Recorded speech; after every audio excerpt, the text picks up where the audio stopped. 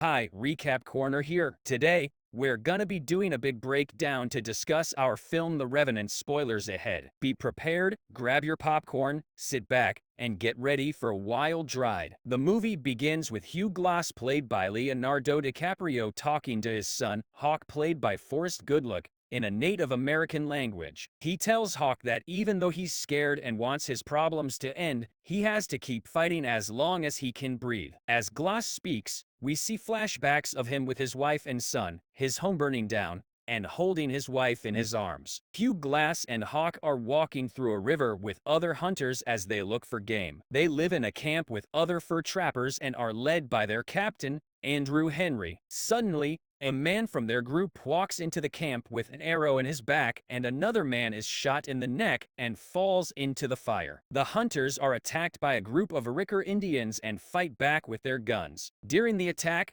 Glass is nearly killed, but one of his friends saves him. The surviving hunters gather their furs and supplies and escape on a boat. The hunters learn that the Indians are searching for their chief's daughter, Poaka, and suspect that one of the men from the hunting party may have taken her. The survivors look for a new place to settle. John Fitzgerald picks on Hawk because of his Native American heritage, but Glass steps in and defends his son, telling him not to fight back against Fitzgerald. Later on, Glass becomes separated from the rest of the group in the forest. He encounters a mother grizzly bear and her cub and is immediately attacked. Despite trying to defend himself, the bear claws and bites him. Glass shoots at the bear, but it doesn't die and continues attacking. In a final effort to save himself, Glass grabs his knife and kills the bear while they both fall down a hill. The other men find Glass and try to treat his serious injuries. The Indians keep searching for Poaka. They come across French fur traders and try to trade for horses,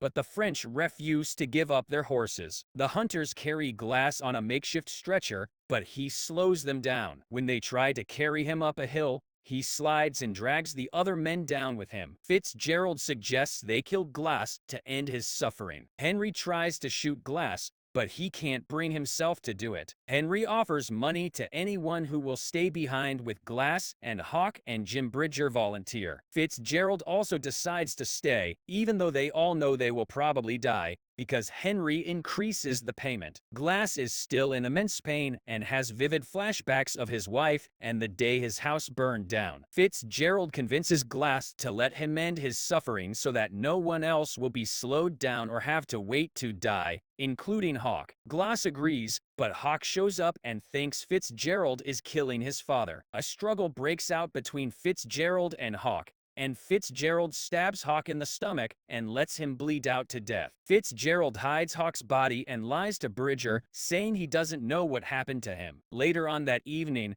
Fitzgerald tried to convince Bridger to accompany him as he said he saw some Indians near the creek. Bridger was hesitant, but Fitzgerald made him dig a grave for Glass. Then, Fitzgerald roughly pushed Glass into the hole and filled it with dirt, all while Bridger reluctantly stood by. Henry and the hunting group had reached their outpost. As Fitzgerald and Bridger walked towards them, Bridger realized that Fitzgerald had lied about seeing the by the creek. Bridger pointed his rifle at Fitzgerald, but Fitzgerald took the rifle from Bridger and aimed it at him. He tried to fire, but the rifle was not loaded. Despite this, they continued walking. Glass wakes up and tries to stand up, but he's weak. He crawls through the forest to find food and warmth. He comes across his son, Hawk, who is freezing. Glass promises to stay by his side. He finds a warm fur pelt to keep himself warm. He keeps moving and eats roots for sustenance. He tries to start a fire for extra heat. The Indians are getting close, so Glass rides down the rapids to escape them. Fitzgerald and Bridger continued their journey. They stumbled upon a destroyed settlement with bodies scattered across the ground. A woman who had survived the fire appeared from her burnt hut and saw the two men. Glass is growing colder and more hungry. He walks into a river and catches and eats a live fish. He walks up a hill and sees a Pawnee Indian eating a bison carcass. Glass cautiously approaches him and signals for food. The Indian throws him a piece of meat, which Glass eats even though it makes him feel sick. The next morning, the Indian notices the bare wounds on Glass' body that are beginning to rot. Glass tells the Indian that his companions left him for dead and killed his son. The Indian reveals that his own family was killed by the Sioux, and he is searching for more Pawnee. Fitzgerald and Bridger finally made it to the outpost and reunited with the rest of their group. Fitzgerald told Henry that Glass and Hawk couldn't be saved, and he received his pay. However, Bridger felt deep regret about what had happened. Glass and the Indian continued their journey. They sat together during the evening and caught rainwater in their mouths. This was the first time Glass appeared to be at peace in a while. The Indian collected materials to keep warm, and as he took care of Glass started to hear his wife's voice and saw himself walking towards Hawk before they hugged. At dawn, the tribe seeking Po'aka launches an assault. Glass uses his rifle to fend them off before hopping on his horse and galloping away. The tribe chases him on horseback until they reach a cliff where Glass and his horse stumble over the edge. The horse succumbs to its injuries, and Glass is severely hurt. As darkness sets in and the temperature drops, he slits open the horse's belly, extracts its insides, and huddles inside the hollowed-out horse for warmth. The next morning, he emerges from the makeshift shelter and crawls into a nearby cave. There, he etches the words "Fitzgerald killed my son" on the cave wall. Subsequently, at the outpost,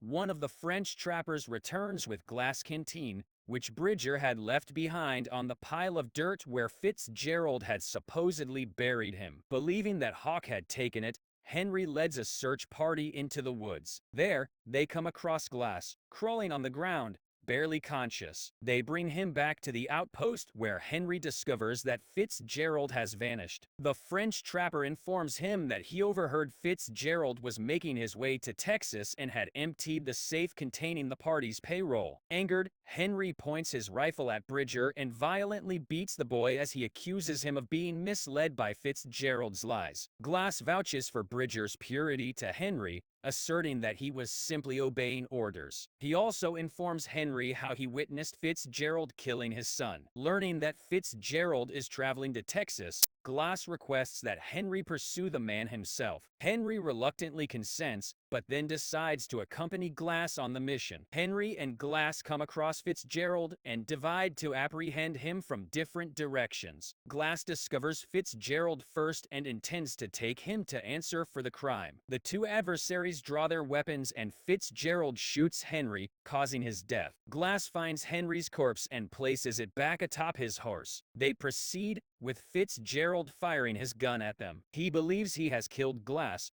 but in actuality, he just hit Henry's body. Glass retreats while Fitzgerald chases him through the woods. Eventually, they come face to face and Fitzgerald aims his gun at Glass. He attempts to flee, but Glass pursues him and they wind up at the creek. A fight ensues and Fitzgerald almost stabs Glass, yet Glass is able to reverse the weapon and get the upper hand. Fitzgerald pleads for his life, saying that killing him won't bring back Glass' son. Beyond the creek, Glass notices the Indians that have been tracking him, now with Po'aka. Deciding that revenge is God's domain, he pushes Fitzgerald into the water and lets him drift towards the natives. The chief seizes Fitzgerald and kills him with his own knife, then lets Glass go unharmed. Even though he has avenged his son, Glass is once again left alone, wandering through the harsh wilderness. As he falls to his knees, he experiences a vision of his late wife. The final scene shows Glass' eyes welling up with tears as he gasps for breath and gazes directly at the audience. Thank you for joining us into our review. We hope you had as much fun watching it as we did breaking it down for you. Don't forget to hit that subscribe button and ring the bell so you never miss a video from us.